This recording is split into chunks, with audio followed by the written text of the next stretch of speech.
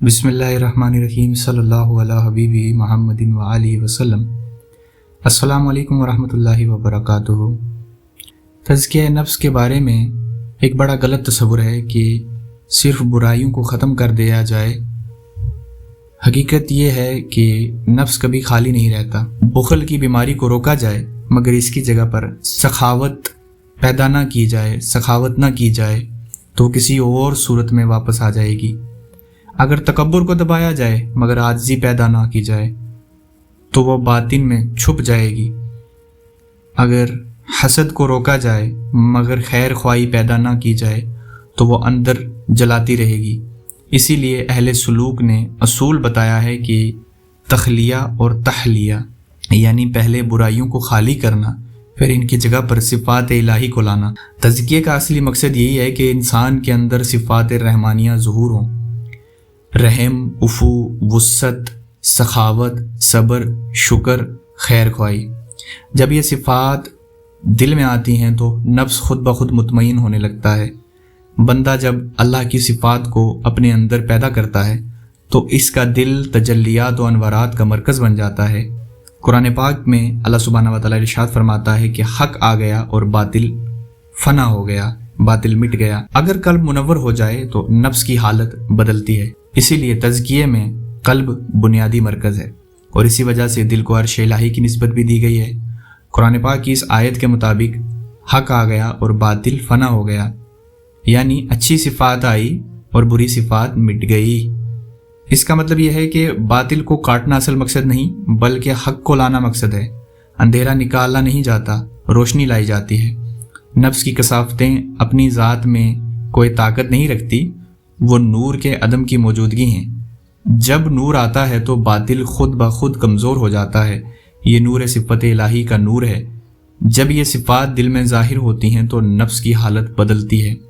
دل کو عرش الہی سے نسبت دی گئی ہے، یعنی دل سے صفات الہی کا ظہور ہونا شروع ہو جائے تو وہ دل پورے وجود کو درست کرتا ہے، اسی لیے دل کو عرش الہی کی نسبت دی گئی ہے۔ حدیث میں ملتا ہے، رسول اللہ صلی اللہ علیہ وسلم نے فرمایا کہ جسم میں ایک گوشت کا لوتھڑا ہے، اگر وہ درست ہو جائے تو سارا جسم درست ہو جاتا ہے، اگر وہی خراب ہو جائے تو سارا جسم خراب ہو جاتا ہے، اور وہ قلب ہے۔ اور ایک حدیث میں ملتا ہے کہ شیطان انسان کی رگوں میں خون کی طرح دوڑتا ہے، یعنی وسوسے، خیالات، اثرات پورے وجود میں گردش کر رہے ہوتے ہیں۔ یہ وسوسے سینے میں بھی ڈالے جاتے ہیں۔ سورہ ناس میں اللہ پاک ارشاد فرماتا ہے کہ شیطان سینے میں، صدور میں جو وسوسے ڈالتا ہے، سینے سے دل میں جاتے ہیں اور دل سے پورے وجود اور حواس میں سے ظاہر ہوتے ہیں، یعنی ہماری آنکھ، ناک، زبان، ہاتھ پاؤں سے ہمارے جو عمل ظاہر ہوتے ہیں یہ شیطانی وسوسے اور نفس کی خواہشات ہیں۔ سورہ عالم نشرہ میں شرح صدر کا ذکر ہے، سینہ کھول دینا یعنی وسعت دینا۔ جب اللہ بندے پر رحم کرتا ہے تو اس کے اندر سے صفات الہی کا ظہور ہوتا ہے، اچھی صفات کا ظہور ہوتا ہے، حق کا ظہور ہوتا ہے۔ تو جب بندے کا سینہ کھلتا ہے، اس کو وسعتیں ملتی ہیں تو وسوسوں کی جو گردش ہے وہ کم ہو جاتی ہے، کیونکہ وسوسے سینے میں آتے ہیں، اور جب صدر منور ہو جائے تو وہ اثر کمزور ہو جاتے ہیں۔ یہاں ایک اہم حقیقت سامنے آتی ہے کہ قلب ایک تخت ہے اور یہ تخت خالی نہیں رہتا۔ اگر اس پر نور نہ ہو تو وسوسے، خواہشات اور نفسانی معاملات غالب رہتے ہیں، قابض رہتے ہیں۔ اگر اس پر ذکر اور صفات الہی کا نور قائم ہو جائے تو یہی تخت منور ہو جاتا ہے، جیسا اللہ پاک ارشاد فرما رہا ہے کہ حق آ گیا، باطل ختم ہو گیا، فنا ہو گیا۔ نور ہوگا تو نور کا غلبہ، نہ ہوگا تو نار کا غلبہ، دنیا کا غلبہ۔ سورہ عالم نشرہ میں شرح صدر کا ذکر ہے، سینہ کھول دینا یعنی وسعت دینا۔ وسعت کا مطلب یہی ہے کہ دل کو وسوسوں کی تنگی سے آزاد ہو جانا، یعنی ہر طرح کی آزمائش، ہر طرح کے پردے، ہر طرح کی غفلت، ہر طرح کے معاملات سے آزاد ہو جانا۔ اب آپ کے اندر جب حسد، بخل، تکبر کے یہ پردے ہٹ گئے تو آپ کا سینہ کھل گیا، اللہ نے آپ پر رحم کیا، اللہ کی تجلیات و انوارات کا کرم ہوا۔ اسی لیے تزکیہ نفس میں تصفیہ قلب بنیادی شرط ہے، اور ہر سلسلے میں سب سے پہلا جو ابتدائی جو ضربیں لگائی جاتی ہیں، لا الہ الا اللہ کی ہو گئی، اللہ کی ہوگی، اس کو مرکز اس کا قلب ہی رہتا ہے۔ नफ्स को दबाना मकसद नहीं है, बल्कि दिल को नूर से भरना मकसद है। जब दिल में सिफात इलाही का नूर जाहिर होगा तो बातिल खुद ब खुद कमज़ोर हो जाता है। जैसे सूरज आता है तो अंधेरा कहीं भागता नहीं, अंधेरा खुद ब खुद ही मिट जाता है। इसी उसूल को सैयदना शेख अब्दुल कादिर जिलानी रहमतुल्लाह अलैह ने बयान किया है कि नफ्स के साथ मुसलसल जंग करना हिकमत नहीं, बल्कि इसकी तरतीब और इसका रुख बदलना असल तरीका है। जब नफ्स को आला ज़ौक़ मिलता है तो वह खुद ब खुद इसी तरफ माइल हो जाता है। तज़किये की तरतीब यूँ है कि इब्तदा में समझना कि नफ्स बुरी चीज़ नहीं, बल्कि इसकी हालत अहम है कि इससे हालत क्या ज़ाहिर हो रही है। अब यहाँ पर हम बात करते हैं कि अब पता कैसे किया जाए कि नफ्स कौन सी हालत में है, क्या मामलात हैं।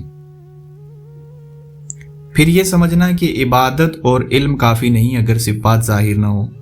फिर कुरान की आयत से उसूल लेना कि नूर आएगा तो बातिल मिट जाएगा। फिर हदीस से ये समझना कि असल मरकज़ कल्ब है। फिर हदीस से ये जानना कि शैतानी असर पूरे वजूद में गर्दिश कर रहा है। जब तक हमारा सीना खुलेगा नहीं, सीने में नूर नहीं आएगा, अल्लाह हमारी इस तंगी को दूर नहीं करेगा तो हमारा काम नहीं बनेगा। फिर सूरह आलम नशरा की शर्र सद्र की हकीकत हमें समझ में आती है। जब ये शर्र सद्र होता है तो नफ्स अम्मारा से मुलहिमा तक पहुंच जाता है, यानी लवामा से आगे चला जाता है। नूर इलाही का इंकिशाफ होता है, सीना खुल जाता है। सूरह मुज़म्मिल शरीफ में भी अल्लाह पाक इरशाद फरमाता है ना, अनकरीब हम आप पर एक भारी कलाम को नाजिल फरमाएंगे। तो बंदा मोमिन पर भी अल्लाह की तरफ से कई इल्हाम आते हैं। फिर सिफात इलाही के नूर को दिल में कायम करना, यही तज़किया नफ्स है। नफ्स को मारना नहीं, दबाना नहीं, बल्कि इसकी हालत बदलना, इसको समझना। नफ्स अपने आप में कोई बुरी चीज़ नहीं है, बल्कि इससे जो चीज़ ज़ाहिर होती है उससे हम पता लगाते हैं कि इस नफ्स की हालत क्या है। नफ्स अल्लाह की पैदा की हुई कुव्वत है। मसला नफ्स की ज़ात नहीं, बल्कि इससे ज़ाहिर होने वाली कैफियत हैं। नफ्स को अम्मारा इसलिए कहा जाता है कि इसके अंदर से शैतानी हैवानी खसलतें ज़ाहिर हो रही होती हैं। वहाँ कोई अच्छी आदत, कोई अच्छा मामला, कोई रुजू नज़र नहीं आ रहा होता। वो अपनी ख्वाहिश पर कायम होता है, रुजू नहीं करता, पलटता नहीं। ये अमारा है। अमारा की असल पहचान ये है कि वो रुजू नहीं करता। इसके अंदर ज़िद है, अना है, तकब्बुर है, हसद है, बुखल है और दुनिया में मुलव्विस गुम है। इसको कुछ लेना देना नहीं है इल्म से, महफिलों से, ज़िक्र अज़कार से। बस इसके लिए जानवरों की तरह बस दुनिया में घूमना फिरना, बच्चे पैदा करना, और ये सब मकसद है। और वो सिर्फ अपनी सिमत पर जमा रहता है, जहाँ पर है वो वहीं पर पत्थर की तरह मजबूत रहता है। जब इस नफ्स पर किसी न किसी वजह से अल्लाह की रहमत, अल्लाह की अनवारात, तजल्लियात या किसी के लफ्ज़ों की वजह से कोई चोट लगती है तो इसके अंदर इल्म का नूर या किसी की सोहबत की बरकत से या किसी की दुआ की बरकत से एक नूर दाखिल होता है। यही नफ्स फिर रुजू करना शुरू करता है। गुनाह के बाद अगर अब इससे कोई गुनाह हो या जितने इससे गुनाह हुए हैं, ये मलामत करना शुरू करता है, अल्लाह से डरने लगता है, माफ़ी मांगता है। अब इस नफ्स को हम लवामा कहते हैं। लवामा से मुराद वो नफ्स है जो अल्लाह की तरफ रुजू करे। इसके पास इल्म आ गया, नूर की एक रोशनी दाखिल हुई इसकी अकल में, इसके वजूद में। इसे अल्लाह की ज़ात का इल्म भी अब मिल चुका है कि मैंने क्या गलतियाँ की। शरीयत का इल्म मिलता है सोहबत से या नज़र करम से। इससे पता चल जाता है कि मैं गलती पर था। अब वो डरता है, कांपता है, अल्लाह से माफ़ी मांगने लगता है और अब वो पलटता है, अब वो रुजू करता है, अब वो तर्क की कोशिश कर रहा है, अब वो तौबा कर रहा है, अब वो इल्म में भी इजाफे की बात करता है। ये लवामा है जो इल्म की तरफ भी जाएगा, रुजू करेगा, यानी हर वो चीज़ मुमकिन कोशिश करेगा जिससे वो अल्लाह को राज़ी करे। अल्लाह की तरफ बढ़ने का मकसद अब इसके अंदर पैदा होना शुरू हो जाता है, यानी इसके अंदर अब होश आ गई है। अम्मारा में बिल्कुल बेहोशी होती है, अकल भी अम्मारा की साथी होती है, लेकिन लवामा में अकल के अंदर जब नूर इल्म आता है तो वो रुजू करना शुरू करती है। फिर जब इस नफ्स में अल्लाह का नूर आना शुरू हो जाता है, बंदा ज़िक्र, फ़िक्र, रियाजत, सोहबत पीर कामिल, सोहबत मुर्शिद में बैठता है तो अल्लाह सुब्हानहू व तआला की तरफ से मुसलसल مسلسل استقامت کی برکت سے اس کے وجود میں، اس کی زبان سے ہوتے ہوئے اس کے دل میں نور ایمان داخل ہو جاتا ہے۔ اب یہ درجہ اسلام سے درجہ ایمان میں چلا جاتا ہے۔ اب جب یہ آگے بڑھتا ہے تو اس پر کئی ساری چیزیں منکشف ہونا شروع ہو جاتی ہیں، کشف ہونا شروع ہو جاتا ہے، الہام آنا شروع ہوتے ہیں، خیر کی طرف اس کا جو میلان ہے وہ خود بخود بڑھنا شروع ہو جاتا ہے۔ اب اس کا یقین علم تک، عقل تک محدود نہیں رہا، بلکہ اب یہ عین الیقین کے درجے میں داخل ہو جاتا ہے، یعنی الہام کے ذریعے سے، کشف کے ذریعے سے اپنی آنکھوں سے دیکھ لیتا ہے کئی ساری ایسی چیزیں جو بظاہر نہیں دکھتی، تو وہ ملہمہ کی طرف بڑھتا ہے۔ یہاں نور کا داخلہ ہوتے ہوتے اب اس کا نور بڑھ رہا ہے، اب اس کے اندر استقامت زیادہ ہوتی ہے، اب یہ علم الیقین سے عین الیقین کے درجے میں آ چکا ہوتا ہے۔ پھر جب یہی نفس مکمل طور پر اللہ کی رضا میں راضی ہو جائے، اللہ کی مرضی کے سامنے تسلیم ہو جائے اور اللہ فرما دے میں تجھ سے راضی ہوں، تو وہ مطمئن ہو جاتا ہے۔ یہاں اس کے اندر سے جو ظاہر ہو رہا ہے وہ رضا، سکون، تسلیم اور اطاعت ہے۔ تو اس سے واضح ہوتا ہے کہ نفس کی پہچان کیسے کی جائے، یعنی اس سے ظاہر ہونے والے معاملات، اعمال، اور در حقیقت میں اس شخص کو گندہ نہ کہیں، گناہ گار کو گندہ نہ جانو، بلکہ اس کے گناہ اور اس کے نفس کی پہچان کرو کہ اس کے نفس سے امارگی کے معاملات ظاہر ہو رہے ہیں، اس کے لیے دعا کرو، اس کے لیے رو اللہ کی بارگاہ میں۔ حضور جان عالم صلی اللہ علیہ وسلم نے اپنے کسی امتی کو برا نہیں کہا۔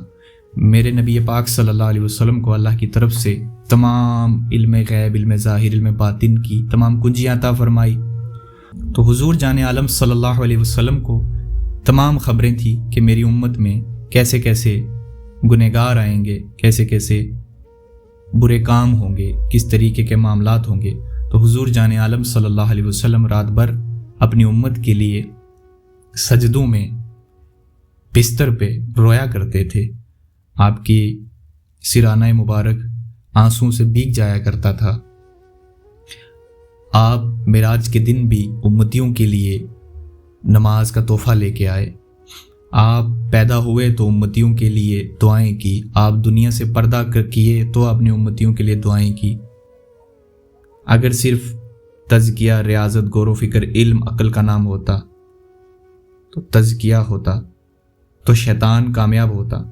اس نے بہت زیادہ عبادتیں کی، بہت زیادہ سجدے کیے، ذکر کیا، علم اتنا رکھتا تھا کہ فرشتوں کا استاد بن گیا، مگر جب اللہ کا حکم آیا تو اس کے اندر تکبر ظاہر ہوا۔ حضرت آدم علیہ السلام کو سجدہ نہیں کیا، اس نے رجوع نہیں کی، اس نے انا کو ترجیح دی۔ اس سے معلوم ہوا کہ صرف عبادت علم تزکیے کا نام نہیں ہے، اگر ایسا ہوتا تو شیطان کا تزکیہ ہو چکا ہوتا۔ اس میں سب سے بڑی چیز جو ہے وہ ہے قلب، جہاں پر اللہ پاک ارشاد فرماتا ہے کہ حق آ گیا اور باطل مٹ گیا۔ اس کا مطلب یہ ہے کہ باطل کو کاٹنا اصل مقصد نہیں ہے، بلکہ حق کو لانا مقصد ہے۔ جس طرح سے صبح سورج کی روشنی آتی ہے، اندھیرا خود بخود مٹ جاتا ہے، خود بخود مٹ جاتا ہے، اسے مٹانے کی حاجت نہیں رہتی۔ اسی طریقے سے تزکیہ نفس میں جب ہمارے اندر اچھی صفات ظہور ہوتی ہیں، ظاہر ہوتی ہیں، اللہ کی محبت سے ظاہر ہوتی ہیں، تو ہمارا تزکیہ آسان ہو جاتا ہے۔ یہ نور صفات الہی کا نور ہے۔ جب یہ صفات دل میں ظاہر ہوتی ہیں تو نفس کی حالت بدلنا شروع ہو جاتی ہے، اور یہی تزکیہ نفس کا سب سے اعلیٰ اور اچھا مقام ہے کہ جہاں آپ صرف ریاضت اور غور و فکر میں نہ ڈوبے ہوں، بلکہ لوگوں کے درمیان رہیں۔ آپ کے اندر سے اگر کسی بیماری کا ظہور ہو، حسد ہے، بخل ہے یا تکبر ہے، تو آپ اس کی جگہ عاجزی، خاکساری اور نمی اپنے اندر پیدا کرتے ہیں۔ یہ بھی تزکیہ نفسی ہے۔ یہ آپ صرف عبادت سے نہیں بلکہ لوگوں کے درمیان جانے کے بعد بھی آپ ان کو حاصل کرتے ہیں۔ اولیاء کاملین نے نفس کے ساتھ یہی حکمت اختیار کی کہ سیدنا غوث العظم شیخ عبد القادر جیلانی رحمۃ اللہ علیہ نے واضح فرمایا ہے کہ نفس کو دشمن بنا کر مسلسل جنگ میں رکھنا حکمت نہیں، بلکہ اس کی ترتیب، اس کا رخ بدلنا اصل طریقہ ہے۔ جب نفس کو اعلیٰ لذتیں یعنی قربت الہی کا ذوق ملتا ہے تو وہ خود بخود اسی طرف مائل ہو جاتا ہے۔